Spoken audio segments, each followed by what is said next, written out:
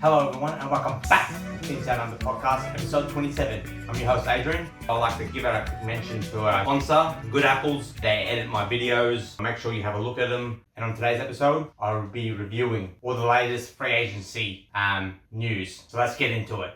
Firstly, I'd like to apologize for not being on stream on YouTube for the last probably 3 or 4 weeks. I've been busy with football and work and other stuff, but I'm back to tell you some big news. The Miami Dolphins have just signed their new quarterback for the upcoming season, Malik Willis. He's 26 years old. He played college for Auburn 2017 to 2018, and then moved to Liberty and played for them for a couple of seasons in college from 2019 to 2021. Just quickly recapping, his college statistics were pretty impressive. He played 35 games.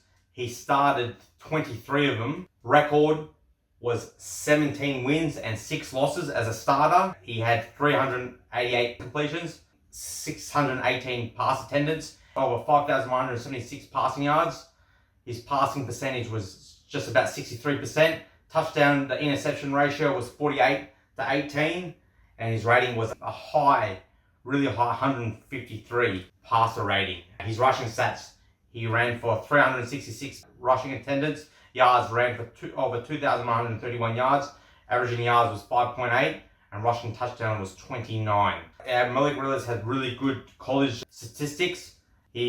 Most of his stats were from Liberty, as Auburn he only played 12 games for Auburn and didn't start a game for Auburn, and most of his stats came from when he played for Liberty. He had a very good college career. He got drafted back in 2022. He was 3rd round. He went 86 overall. He got picked up by the Tennessee Titans. He was there for 2 seasons. He backed up Ryan Tannehill from 2022 to 2023. I think he made 3 starts there. He went 1-2 as a starter for the Tennessee Titans. And then he left the Titans after 2 seasons. Didn't really get a good look in at the Titans, and he went to the Packers, and that's where he made major strides. Packers, he played there for 2 seasons, so he played there 2024 and 2025. This is the NFL career stats. So games played 22. He's only had 6 career starts in the NFL. His records is 3-3, so he went 1-2 with the Titans, and he went 2-1 with the Green Bay Packers. Completion, 105 passing completions, attendance 155, percentage 67.7, yards 1,322 passing yards, 8.5 yards per passing attempt, long 51, touchdowns 6, interceptions 3, rating for a backup quarterback, his rating was pretty good, 99. Also his rushing stats was 74 rushing attempts, 405 yards per rush attempt 5.5, and long was 29. So this guy is a dual threat quarterback. He had 2 good seasons behind Jordan Love at the Green Bay Packers. If we need a quarterback sneak on 4th and 1, 3rd and 1, he can quarterback sneak it, and he can scramble, he can extend plays. He's got a cannon of an arm. He can throw inside and outside of the numbers. He's at a perfect age at 26 years old. So this guy is in the prime of his career, and I think we have done well to pick him up from free agency, because he was the number 1 free agent quarterback in the market, and we managed to get him. There was a few teams after him. I know the Cardinals were after him, Raiders, Browns, Jets. There was a few teams after him, and we managed to get Malik Willis. Job well done to the Miami Dolphins, because I can't remember the last time we had a dual threat quarterback. Last time I got this excited for a quarterback was that man right there, Chad Pennington, and I'm actually more excited about Malik Willis than I was with Chad Pennington back in 2008, because Chad Pennington was a bit over the hill when we signed him from the Jets. He was injury prone. Chad Pennington, when he came to the Jets, he was about 32, 33 years old. He had major shoulder injuries. It was a bit past his prime when we got Chad Pennington from the Jets back in 2008. But Malik Willis, I don't think he's even hit his prime yet. 26 is so young for a quarterback, and his ceiling is massive. Dual threat quarterback, can make all the throws, and can play in the cold. You know, all the Green Bay, basically every Green Bay Packers game is in freezing conditions, and look how well he played of the 2 seasons. This guy's got everything, and his ceiling is so high, and he's got potential, and he's an exciting quarterback to watch. And he takes care of the football. Out of 6 games he started, he's only thrown 3 interceptions, and those 3 interceptions were for his Tennessee Titans.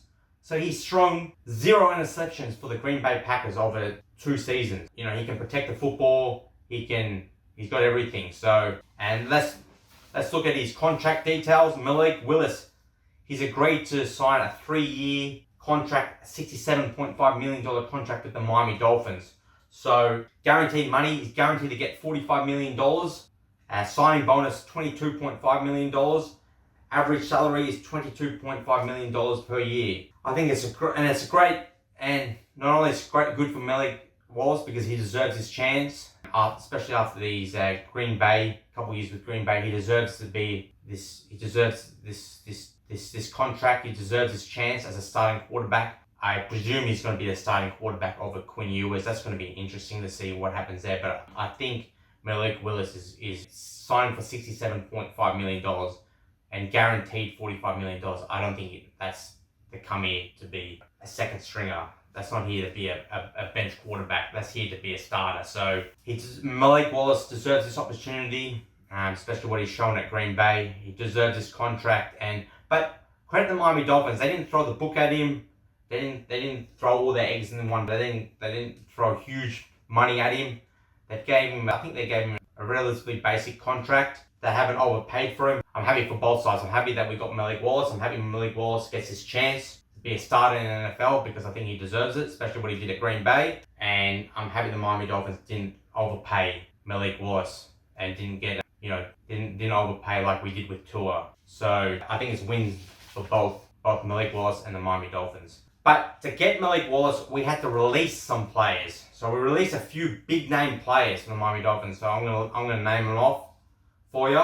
Firstly, we have released Tua Tagovailoa. He has been released by the Miami Dolphins after 6 seasons and has now signed with the Atlanta Falcons. So Tua is 28 years old. I think his time at Miami Dolphins is finished. We gave him more than 2 or 3 chances.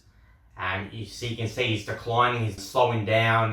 He can't make all the throws. He can only throw inside the numbers. He can't really throw outside the numbers anymore. He can't extend plays. He can't scramble anymore. So you can see he's on the decline.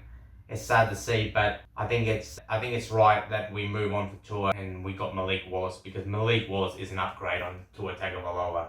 So I wish Tua Tagovailoa the best at the Atlanta Falcons. No hard feelings. Maybe Tua will strive in a different environment, different atmosphere. Maybe he needs to see new faces and new franchise. So hopefully Tua can revive his career at the Falcons. Like out of 6 seasons, and also Tua was injury prone. Out of 6 seasons, he only played 2. He only played 2 full seasons with the Miami Dolphins out of 6. The other 4 was hit with injuries. I think it was the right move to part ways with Tua. Let's move on to the next player. We released Bradley Chubby Boy. I'm sad to see him go. He was a great defensive end, great linebacker. He specialized on sacking the quarterback. He got a few sacks as a Miami Dolphins defensive player. He's 29 years old now. He was released to clear cap space. So I think he'll be 30 by the time next season starts. So we don't want to give him another big contract, especially when he's going to be 30 soon. So, and we need the cap space. So I think this move had to be done. Tyreek Hill is another one. We've parted ways with Tyreek Hill. He's 32 years old. We parted ways with Tyreek Hill to clear up cap space and try to make the playing roster a bit younger. You know, Tyreek's 32 now. You don't really want to give. I know he's an elite player. He's almost mid-30s now. He just turned 32. You don't want to give big contracts out when players are in their mid-30s, especially like a wide receiver or running. They get a bit slower, and he's coming back from a big knee injury. You don't know how much that will slow him down. Only time will tell. So I think it was right to part ways. We had some excellent moments and games for the Miami Dolphins, but I think it's the right. We move on for Tyreek. He's getting on now in age, and probably once he's 32, he's going to slow down as well. And you don't know how you can't take a risk. He's coming back from that major knee injury. He's still going to be the same elite player coming back from that big injury at 32 years old. Like I said before, only time will tell, but I think it was the right move. I think the Dolphins had to part ways with Tyreek Hill. Other moves and cuts and releases we did. The team also released fullback Alec Ingold at 29 years old. Once again, he'll be 30 by the time next season starts. So we released our fullback Alec Ingold. We released kicker Jason Sanders, who's 30 years old.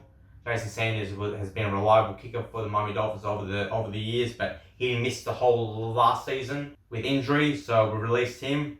And we've also released offensive lineman Liam Eichenberg, who's 28. He didn't play the entire year last year through an injury, and when he did play for us in previous season, he wasn't that good. So anyway, let's move on. Jake Bailey, our punter, who's 28 years old, has agreed a 3-year, $9 million move with the Atlanta Falcons, includes a $5 million guarantee.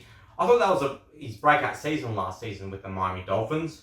He was one of our shining points in that pretty disappointing season. The season just gone, but he'll be sadly missed. And the other big news is we've traded away Micah Fitzpatrick. Unfortunately, we've traded him to an AFC East rival team, the New York Jets, and we got a 7th round draft pick. At first, I didn't like it because I thought he was at least we should get a 5th. We should get a 5th or at least a 6th. I thought a 7th round draft pick was a bit harsh. But then again, he's approaching, he'll be 30 this year, and the only players that get good paydays these days once they pass 30 is quarterbacks. So he's going to be a 30-year-old safety this year, and I just think I don't think we should be giving out contracts to players in big contracts to players in their 30s unless they're elite. And Micah Fitzpatrick was a good player, but I don't think he was elite. So also, New York Jets will sign Micah Fitzpatrick to a 3-year deal worth $40 million contract extension upon completing the trade. So I think he wanted a big contract. That's why we couldn't keep him. We weren't gonna sign a 30-year-old to a 3-year, $40 million contract. And I don't think there was a lot of buyers, a lot of teams that was interested. So we sort of had to take what we could get. And all we could get was a 7th round draft pick by the New York Jets. So it's better than just releasing him. At least we got something for him. And then last but not least, tight end Greg Dulcich has re-signed with the Miami Dolphins to a 1-year deal contract worth $3.25 million. This is a good signing. Greg Dulcich, we signed him from the Giants practice squad halfway through last season. I think it was a good addition to our team last year. He caught a couple touchdowns last season. I think he had over 350 yards receiving, and he worked well with he split time with Darren Waller. And towards the end of the season, he became our main tight end. He was catching more balls and seeing more play time than Darren Waller. So I think it's a good re-signing by the Dolphins. He's at a good age, 25, so he's still at his prime of his career. So I think that's a good re-signing there by the Miami Dolphins. Anyway, any more breaking news coming out of the Miami Dolphins, I'll keep you guys updated as soon as possible. But anyway, thank you for watching the show. Make sure you like, subscribe, comment, and share and all that good stuff about this show, about this channel. And I'll see you next time. And as always, fins up.